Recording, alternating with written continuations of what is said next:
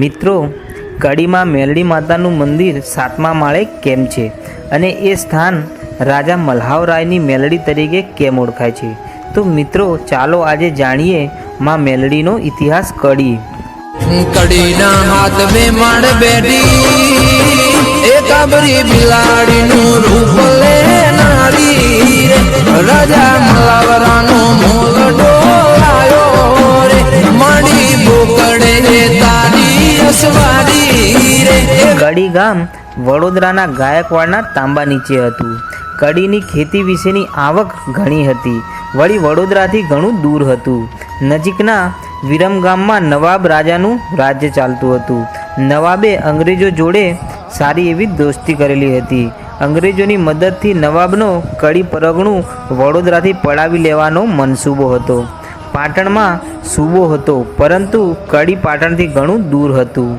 ધુરંદેશી ધરાવતા ખંડેરાવ ગાયકવાડે નાના ભાઈ મલ્હાવરાયને કડી પરગણું ચોથા ભાગે આપી દીધું. મલ્હાવરાયની અંદર સારા રાજવી તરીકેના બધા જ ગુણો હતા. રાજા મલ્હાવરાયની લડાઈ સામે નાના મોટા રજવાડાઓ ટકી શકતા પણ ન હતા. રાજા મલ્હાવરાય વડોદરાથી આવી અને કડી સંભાળ્યું. તે સમયે કડી સોનાની દડી કહેવાતું હતું. ઉદ્યોગ, ધંધા, રોજગાર અને ખેતીની એટલી બધી આવક હતી કે મલ્હાવરાયનો ખજાનો છલકાવા લાગ્યો હતો. સુખ અને સમૃદ્ધિ વધવા લાગી હતી. પછી મલ્હાવરાયે કડીમાં 7 માળનો મહેલ બંધાવ્યો અને મલ્હાવરાય મેલડી માતાના પરમ ભક્ત હતા. તેથી તેમણે મહેલના 7મા માળે મેલડી માતાનું સ્થાનક બનાવ્યું. રોજ સવાર સાંજ માતાજીનો દીવો કરવાનો તેમનો રોજનો નિયમ હતો. મલ્હાવરાયની અંદર માતાજીની ભક્તિ હતી, પરંતુ તેઓ બહારથી એટલા કઠોર પણ હતા. મલ્હાવરાવ કડીથી પાટણ સૂબાને મળવા અવારનવાર જતા હતા. એકવાર મલ્હાવરાય પાટણ જઈ રહ્યા હતા. ત્યાં પાટણ થોડું જ દૂર હતું. બાલીસણા ગામ આવ્યું અને મલ્હાવરાય બાલીસણા ગામમાં પડાવ નાખ્યો. એ ગામમાં મુસ્લિમ કાજી લોકોએ આગ્રહ કરી મલ્હાવરાયને કાચીવાડમાં મહેમાનગતિ કરવા લઈ ગયા. મલ્હાવરાય ત્યાં એક કાચી કન્યાને જોઈ અને મોહિત થઈ ગયા. પ્રજા બિચારી લાચાર રાજા સામે શું કરી શકે? પછી તો મલ્હાવરાયના આંટા ફેરા બાલીસણામાં વધવા લાગ્યા.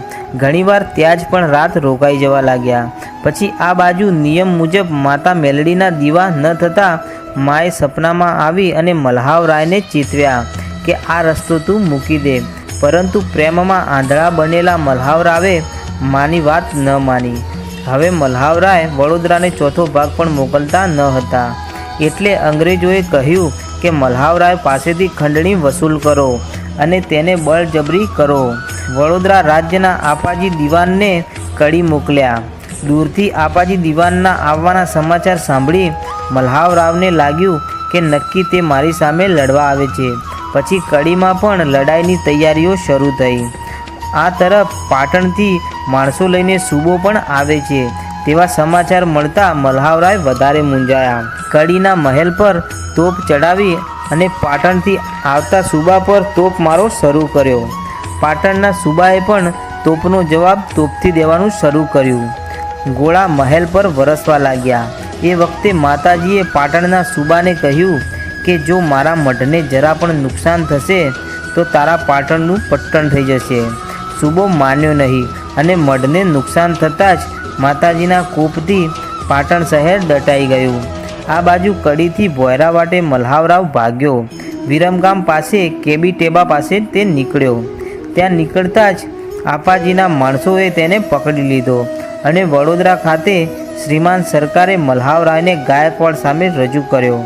હવે મલ્હાવરાવને પોતાની ભૂલ સમજાઈ. તેને અંતઃકરણથી કડીની માં મેલડી માની માફી માગી અને સૌ સારાવાના થયા. આજે પણ કડીના મહેલમાં 7મા માળ પર મેલડી માતાનું મંદિર આવેલું છે અને ત્યાં ભક્તોની આજે પણ ભીડ રહે છે અને માતાજી તે ભક્તોની સહાય પણ કરે છે.